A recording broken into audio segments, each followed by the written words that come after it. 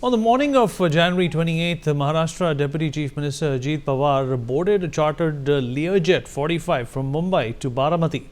The aircraft, operated by VSR Ventures Private Limited, crash-landed at Baramati Airport, killing all 5 people on board instantly.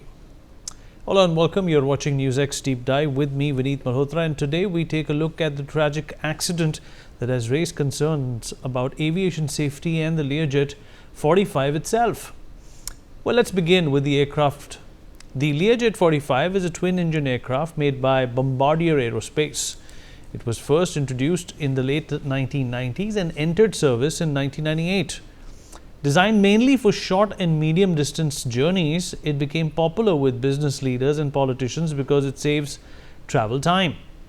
The jet measures 17.68 meters in length, has a wingspan of 14.58 meters and a height of 4.3 meters according to aviation portal Skybrary. The plane usually has a seating capacity of 6 to 8 passengers depending on its interior layout. The aircraft used in Baramati, operated by VSR Ventures Private Limited and registered as VTSSK, went down while attempting to land. It was approximately 16 years old, built around 2010 and part of VSR's fleet, which includes over 15 aircraft for charter, air ambulance and leasing services. But this is not the first fatal accident involving the aircraft.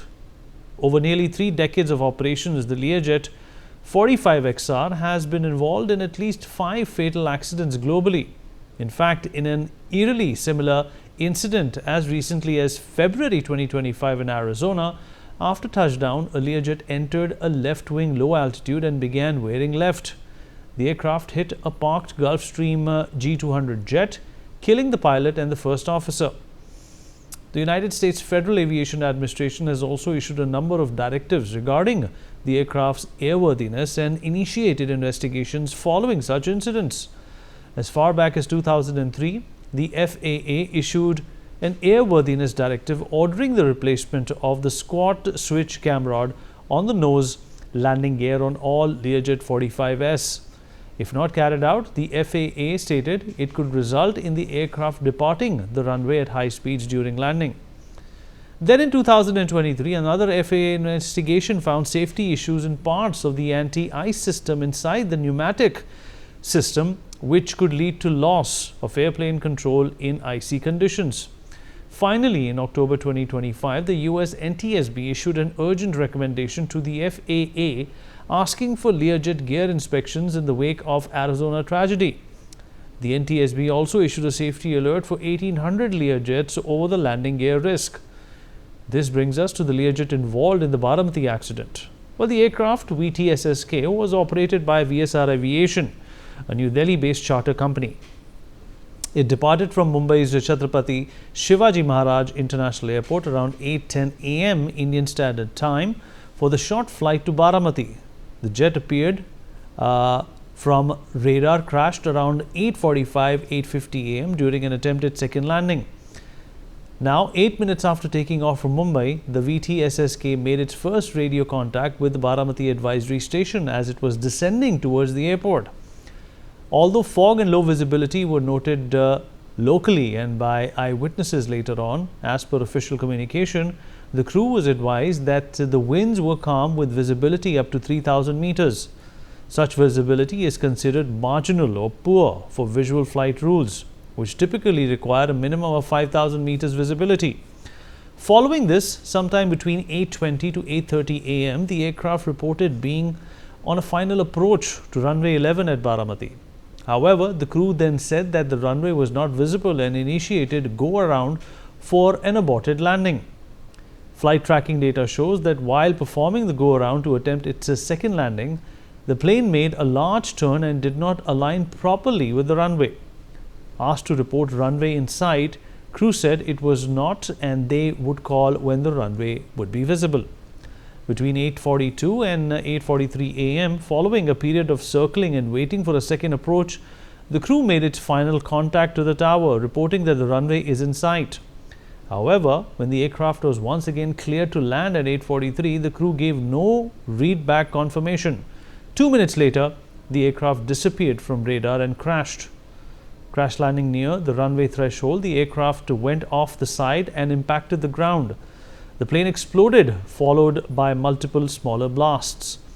Eyewitnesses reported 4 to 5 explosions in total. So now that we have looked at the particular aircraft and what exactly transpired ahead of the crash, let's turn our attention to who was behind the wheels or who was behind the control system. Well, the pilot in command, Sumit Kapoor, held an airline transport pilot license with over 16,000 hours of flying experience. According to Vijay Kumar Singh, director and key owner of VSR Ventures, Kapoor had previously flown with Sahara, Jetlight and Jet Airways and was well versed with the Learjet type used by the company. Meanwhile, co-pilot Sambhavi Pathak had approximately 1,500 hours of experience. She studied at Air Force Bal Bharti School between 2016 and 18 and later trained at the New Zealand International Commercial Pilot Academy. She earned a Bachelor of Science in Aeronautics, Aviation and Aerospace Science and Technology from the University of Mumbai. Pathak also worked as an assistant flying instructor at the Madhya Pradesh Flying Club, holding a flight instructor rating A and a frozen airline transport pilot license issued by the Directorate General of Civil Aviation. Both pilots had completed their most recent proficiency checks and medical examinations in 2025, which remain valid for 2026. They were licensed and medically fit. The preliminary report also indicates no technical or mechanical issues with the aircraft prior to the incident. With the AAIB having taken over the case now, the Ministry of Civil Aviation today issued a statement on the investigation into the plane crash, stating that the probe into the Learjet 45 aircraft crash is progressing expeditiously. The ministry revealed that the black box has already been recovered and it remains fully committed to completing the probe within a defined time frame. Remember, the black box records flight data and cockpit audio to investigate and determine the causes of aircraft accidents or incidents.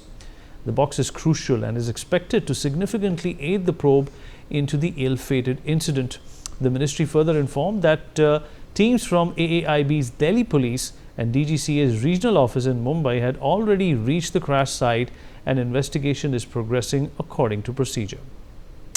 Let's talk about this with our guest. Joining us on the show at this point in time is Captain Sam Thomas, President of the Airline Pilots Association. Captain Thomas, appreciate you being here.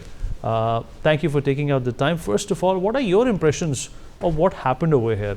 I'm no expert, but what it seems like that there was some sort of a miscalculation, or rather, some optic confusion when it came to sighting the runway.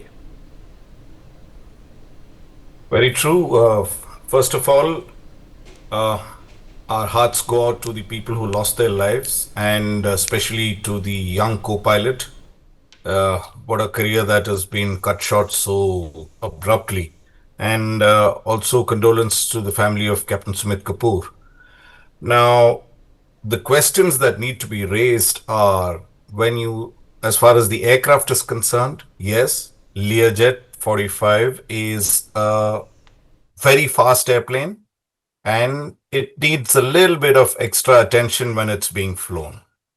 The most pertinent point here is when you departed Mumbai for Baramati, the visibility reported is 3,200 meters. So how did you make an approach in the first place? You're not legal to make an approach until you have 5,000 meters visibility. Second point is, who reported this visibility? Was it a qualified Met officer who reported the visibility? Because in 3,200 meters, which is 3.2 kilometers, it's pretty easy to spot a runway.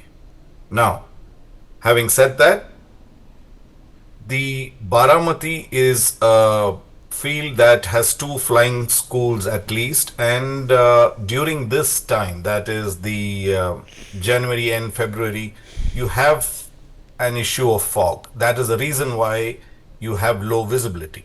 Secondly, you are making an approach onto runway 11, which is into the rising sun. So people on ground may see very good visibility. You may see a distant object. However, while pilots make an approach, it's a slant visibility that is required, and that could be a completely different value. So this is an uncontrolled airfield. There are non-licensed personnel handling the ATC, and thirdly, the pressures while flying VIPs or important people are very high for pilots, and that is the reason why a combination of all these factors has resulted in this particular accident. Right. There has been a history, like I read out, about the type of aircraft getting into trouble in the past in other parts of the world as well. What are your reflections of these precedents, if we can say so? No, a lot of these business jets are now being looked at very closely. Some of them are very, very good. I myself fly business jets, and like I said earlier, the Learjet needs a little bit more attention while it's being flown. And the problem is, unless you get to the bottom of every accident, you cannot prevent the next accident, or at least learn something from it. Here we have a 2023 accident of the same operator, similar airplane, and you've not even had the final report so far, which is 3 years now. So how are you going to learn what is to be learned from an accident? Secondly, where are the qualified people to do this? We've been channel after channel telling that there are no qualified people there. So it's become a joke now, and I dare say that we'll again be on air sometime discussing some other crash. I hope it never happens, but then unfortunately that's what history has taught us, or rather not taught us. So we'll continue to do this until such time that we have a complete overhaul of the system. The regulator, the investigator, the ministry, everybody needs to go, and something which is more efficient as a working system should come into play, like many of the advanced countries have. I completely agree with you, and I appreciate you took out the time and spoke to us. Thank you so much for joining us.